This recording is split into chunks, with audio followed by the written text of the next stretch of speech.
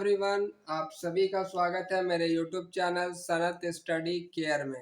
तो आज हम लोग डिस्कस करने जा रहे हैं एक बहुत ही इम्पोर्टेंट टॉपिक जो सभी के लिए ज़रूरी है, HCF एंड LCM। ये टॉपिक जो है ये आपको क्लास 4, 5, 6 में से ही बताया जाता है और आपको एकदम सीनियर क्लासेस तक इससे रिलेटेड क्वेश्चंस आता है।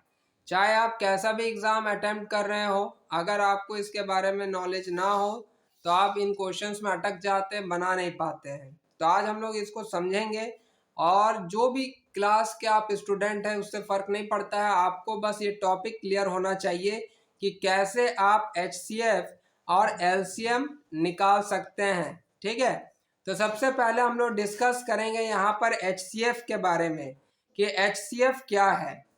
तो HCF का फुल फॉर्म होता है हाईएस्ट कॉमन फैक्टर। अब हाईएस्ट कॉमन फैक्टर कहने का मतलब यहाँ पर क्या है कि कोई भी नंबर आपके पास दिया गया है, वो नंबर किस किस टेबल में आता है, ठीक है, और उन नंबर्स में क्या कॉमन चीज़ है, उसी को हम लोग HCF कहते हैं।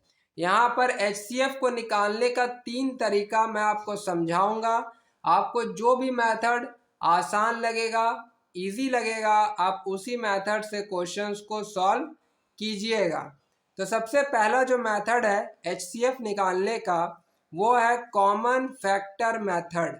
ठीक है, अब इसमें क्वेश्चन जैसे दिया हुआ 16 एंड 35, तो पहला काम आपको ये करना है कि आपको 16 का सारा फैक्टर लिख लेना है कि 16 किसके किसके टेबल में आता है।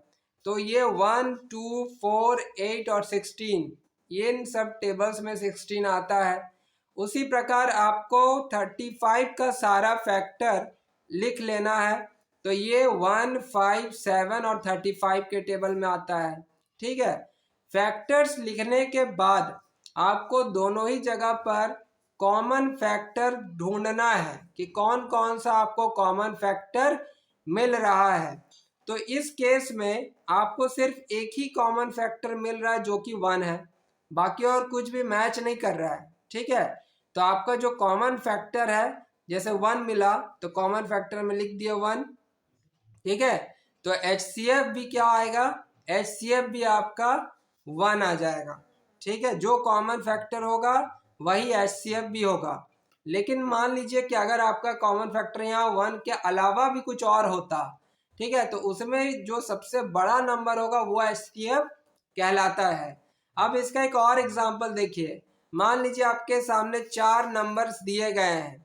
ठीक है, तो पहला काम आपको क्या करना है, पहला काम आपको करना है कि चारों नंबर का आपको अलग अलग फैक्टर लिख लेना है। सबसे पहले 24 का लिखें, तो 1, 2, 3, 4, 6, 8, 12, 24। फिर 36 का लिखें, 1, 2, 3, 4, 6, 12, 18, 36। फिर 45 का लिखें, 1, 3, 5, 9, 15, 45। फिर 60 का लिखे 1, 3, 4, 5, 6, 10, 12, 15, 20, 30 और 60। सभी नंबर्स का आपको पहले फैक्टर लिख लेना है। फैक्टर का मतलब मैंने अभी आपको समझाया कि ये सभी नंबर्स किसके किसके टेबल में आते हैं। जैसे 24 ये इन सभी नंबर्स के टेबल में आते हैं। ठीक है, 36 इन सब नंबर्स के टेबल में आते हैं। समझ गए आप। फैक्टर्स लिखने के बाद आपका अगला काम क्या होता है, इसमें कॉमन फैक्टर को लिखना। अब आप बताइए यहाँ से देखकर कि आपको कॉमन क्या नजर आ रहा है। तो आप देखेंगे कि आपको 1 दिख रहा है, सभी में 1 है। इसके अलावा कुछ और कॉमन दिख रहा है। तो अब यहाँ पर देखिए जैसे 2, तो 2 सिर्फ 24 और 36 में कॉमन है, बट यहाँ पर आगे हमको कहीं 2 नहीं दिख रहा है। ठीक है, यहाँ पर भी आप 2 लिख सकते हैं, फैक्टर ऑफ 60, यहाँ पर भी आप 2 आएगा। ठीक है, तो वहाँ भी लिख सकते हैं, बट 45 में आपको 2 नहीं मिलेगा, तो हम 2 को नहीं ले सकते कॉमन फैक्टर। हमें ऐसा डिजिट, ऐसा नंबर चाहिए जो सब में कॉमन हो। तो यहाँ पर 1 के बाद अगला जो डिजिट कॉमन हमें मिल रहा है वो है 3। ठीक है, वो है 3। ठीक है, तो आपको 1 लिख लेना है कॉमन फैक्टर में, आपको 3 लिख लेना है कॉमन फैक्टर में। इसके अलावा कुछ और अगर कॉमन मिल रहा तो आप उसको भी लिख सकते हैं, बट आप यहाँ देखिए कि और कुछ भी कॉमन नहीं मिल रहा है। तो आपके पास जो कॉमन फैक्टर मिला वो क्या क्या मिला आपको, मिला 1 और 3। ठीक है, अब यहाँ पर आप ये बताइए कि 1 और 3 में कौन सा बड़ा नंबर है। तो ऑब्वियस बात है कौन सा बड़ा होगा, 3 बड़ा होगा। ठीक है, तो जो बड़ा नंबर होगा वही आपका HCF कहलाएगा। समझ गए आप। तो ये आपका पहला तरीका है कॉमन फैक्टर मेथड। इस मेथड से आप HCF निकाल सकते हैं, हाईएस्ट कॉमन फैक्टर निकाल सकते हैं। इसके बाद जो दूसरा तरीका है वो है प्राइम फैक्टर मेथड। अब प्राइम फैक्टर नाम से ही आपको पता चल रहा है कि यहाँ पर आपको पहले क्या करना है, आपको प्राइम फैक्टराइजेशन करना है। ठीक है, अब यहाँ पर देखिए जैसे नंबर है 24 और 49, तो सबसे पहले आप 24 का प्राइम फैक्टर्स लिख लीजिए। ठीक है, 24 का जब आप प्राइम फैक्टराइजेशन करेंगे तो आपको मिलेगा 2 इंटू 2 इंटू 2 इंटू 3। क्लियर है। और जब आप 49 का प्राइम फैक्टर करेंगे तो उसमें आएगा 7 इंटू 7। प्राइम का मतलब जिसका 2 फैक्टर्स हो, वैसे ही नंबर्स को हम लोग प्राइम नंबर्स कहते हैं। तो आपको ऐसे ही फैक्टर्स लिखना है जो कि प्राइम नंबर के फॉर्म में हो। ठीक है, तो 24 का प्राइम फैक्टर लिखने के बाद 49 का प्राइम फैक्टर लिखने के बाद आपको अगेन यहाँ पर देखना है कि कुछ मिल रहा है क्या आपको कॉमन। ठीक है, आपको देखना है यहाँ पर, तो आपको कुछ भी कॉमन नहीं मिल रहा है। ठीक, बस एक चीज़ आपको कॉमन मिलेगा, वो चीज़ यहाँ पर लिखा हुआ नहीं है, वो है 1। ठीक है, अब वन यहाँ पर आ सकता है। ठीक है, 1 हम लोग क्यों बोल रहे हैं, क्योंकि देखिए कि यहाँ पर जितने भी डिजिट्स दिए गए हैं वो सभी आपस में को प्राइम है। ठीक है, वो सब 1 के टेबल में आते हैं। ठीक है, बट एक दूसरे के टेबल में नहीं आते हैं, तो वैसे नंबर्स को हम लोग को प्राइम कहते हैं। तो इसी कारण से इस केस में जो HCF होगा वो आपका 1 होगा। क्लियर है। ठीक है, तो देखिए यहाँ पर जो आपका नेक्स्ट क्वेश्चन दिया हुआ है जिसमें लिखा हुआ है 12, 16 एंड 28। इस जगह पर आपको अगेन प्राइम फैक्टर लिख लेना। पहले 12 का लिखेंगे 2 इंटू 2 इंटू 3, 16 का लिखेंगे 2 इंटू 2 इंटू 2 इंटू 2, और 28 का लिखेंगे 2 इंटू 2 इंटू 7। लिखने के बाद आपको देखना है कि कॉमन प्राइम फैक्टर क्या है। तो आप देखिए कि तीनों ही केस में आपको 2 एक कॉमन मिलेगा, तो एक सिंगल 2 लिख लेना है। अगेन आपको फिर से 2 मिल रहा है, फिर एक सिंगल 2 लिख लेना है।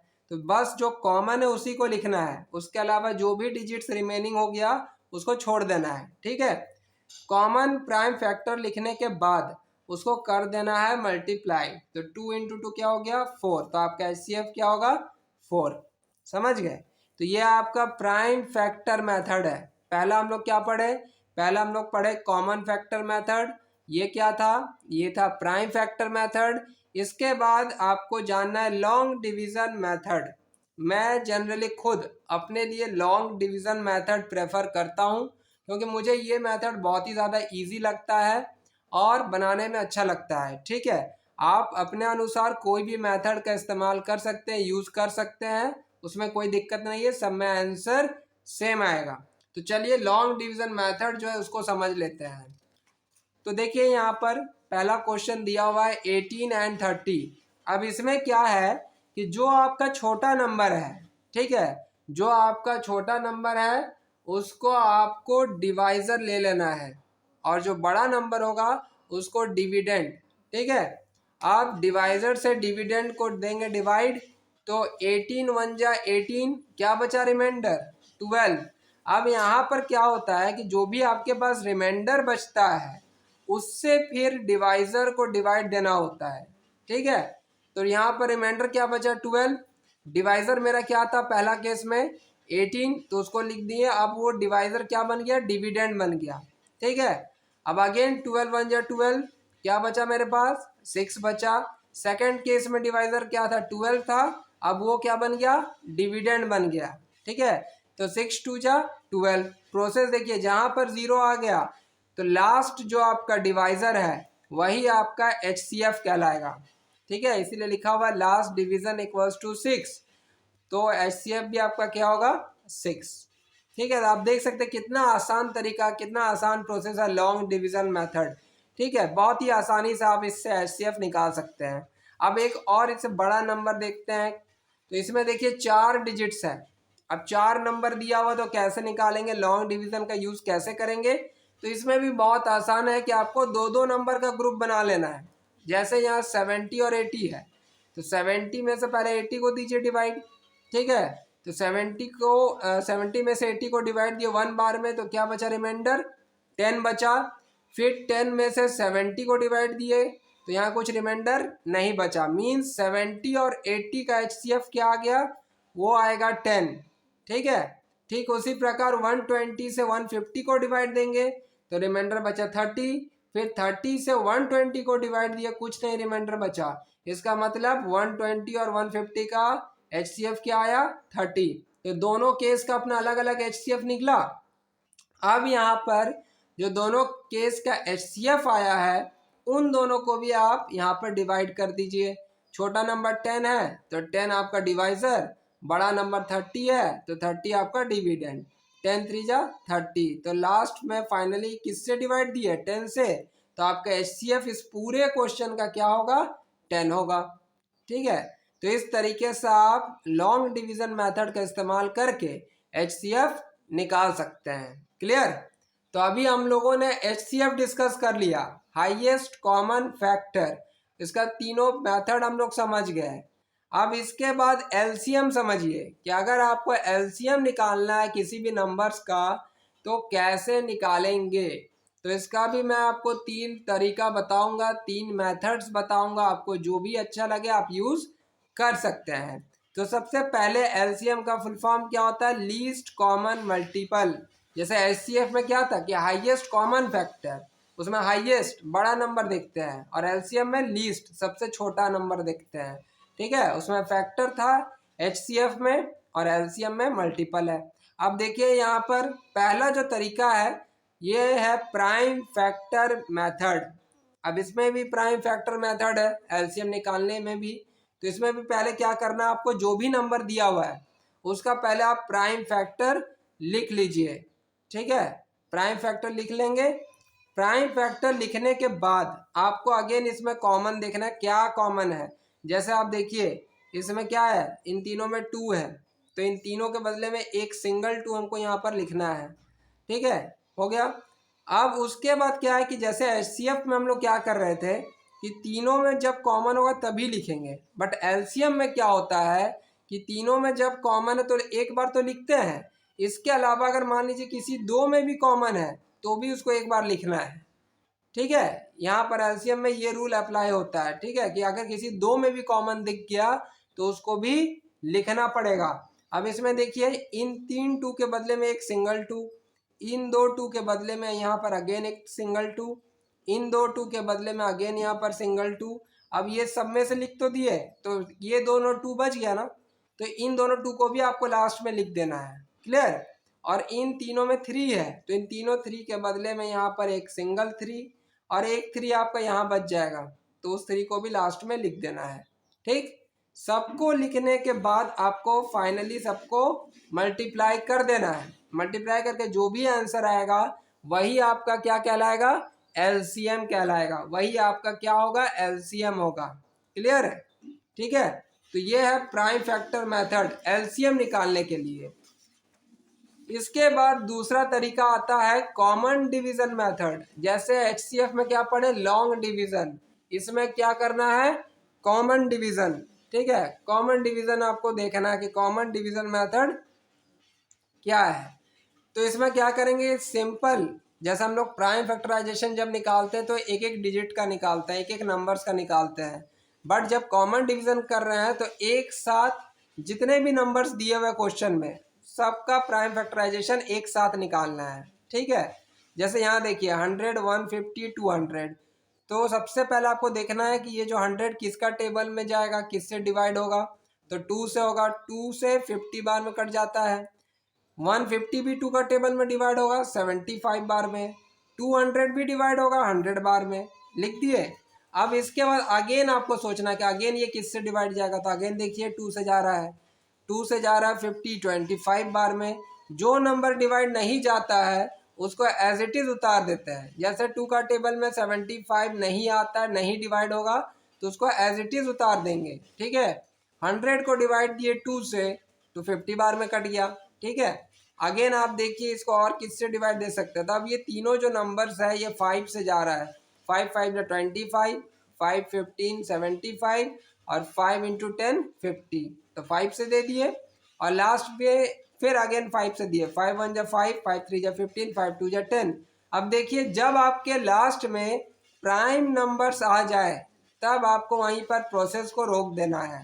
ठीक है, यहाँ पर प्राइम नंबर है 2 और 3, तो यहीं पर प्रोसेस हो गया खत्म। ठीक, अब एलसीएम निकालने के लिए क्या करना कि साइड में जो भी डिजिट्स आया है सबको लिख दीजिए, और जो आपका इधर प्राइम नंबर बचा है उसको भी लिख दीजिए, और फाइनली सबको मल्टीप्लाई कर दीजिए, आपका एलसीएम आ जाएगा। ठीक है, तो इस तरीके से कॉमन डिवीजन मेथड का यूज करके आप एलसीएम निकाल सकते हैं। क्लियर? इसी तरीके से एक और क्वेश्चन देखिए, 34 85 51।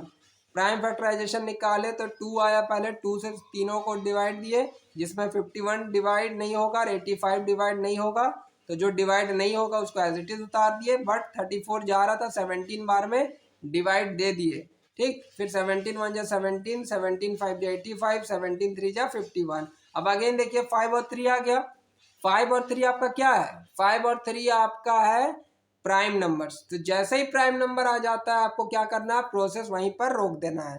ठीक है, अब एलसीएम निकालने के लिए साइड वाला सारा डिजिट लिखेंगे और जो प्राइम नंबर है उसको लिखेंगे, लिखने के बाद मल्टीप्लाई कर देंगे, तो आंसर आ गया 510 आ गया। ठीक है, क्लियर? तो इस तरीके से कॉमन डिवीजन मेथड का इस्तेमाल करके हम लोग एलसीएम निकाल सकते हैं। क्लियर हो गया? अब लास्ट तरीका, लास्ट मेथड जो है उसको हमें समझ लेना, जो कि है using multiple method, listing the multiple method. अब इसमें क्या करते हैं हम लोग, टेबल लिखते हैं। मल्टीपल का मतलब ही टेबल हो गया। ठीक है, जैसे कि यहाँ दिया हुआ 15 एंड 20, तो सबसे पहले 15 का मल्टीपल लिखिए। 15 का मल्टीपल क्या क्या होगा, तो 15 30 45 60 75 90 105 120 लिख दिए।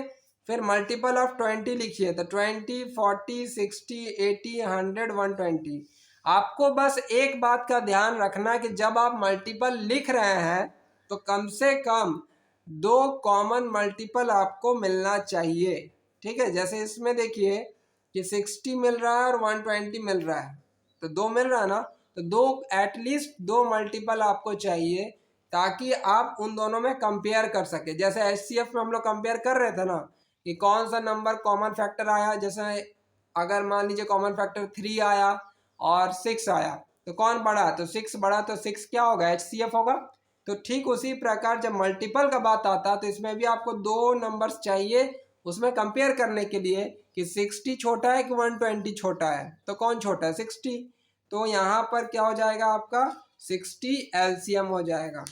ठीक है, इस तरीके से आपको लिखना है कि here 60 and 120 are common multiple of 15 and 20, but 120 is not the least common multiple. 120 तो छोटा नहीं है, 60 छोटा है, तो 60 आपका एलसीएम होगा। समझ गए आप? ठीक उसी प्रकार से अगर 3 नंबर दिया हो तो इसका भी पहले मल्टीपल लिखिए तीनों का। ठीक है, अपना अलग अलग तीनों का मल्टीपल लिखिए। मल्टीपल लिखने के बाद अगेन आपको कम से कम 2 कॉमन मल्टीपल चाहिए, तो एक 36 है इस केस में और 72 है। फिर आपको देखना है कि 36 स्मॉल है कि 72, तो कौन सा होगा, 36, तो एलसीएम क्या होगा, 36। समझ गए? तो आपको जो भी मेथड आपको इजी लगा, जो भी मेथड आपको अच्छा लगा कि हाँ इस मेथड से आप क्वेश्चन को सॉल्व कर सकते हैं, आप वही मेथड का इस्तेमाल कीजिए।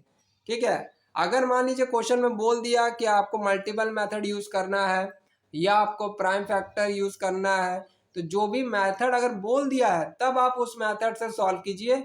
बट अगर आपको वहाँ मेथड नहीं बोला है, सिर्फ आपको एचसीएफ या एलसीएम निकालने दिया गया है, तो आपको जो भी मेथड पसंद है उसी मेथड से आप बनाइए, सब में आंसर सेम आएगा। ठीक है, तो आई होप आपको इस वीडियो में एचसीएफ और एलसीएम अब आप पूरी तरीके से समझ चुके होंगे, क्लियर हो गया होगा। ठीक है, तो वीडियो अगर आपको अच्छा लगा है तो इसे लाइक ज़रूर कीजिएगा, दोस्तों तक इस चैनल को शेयर कीजिए, ज़्यादा से ज़्यादा सब्सक्राइब कीजिए इस चैनल को। ठीक है, ताकि मैं आपके लिए और भी ऐसे वीडियोस लाता रहूं जो आपके लिए हेल्पफुल और यूजफुल हो। ठीक है, तो मिलते हैं अब नेक्स्ट वीडियो में। Thank you so much.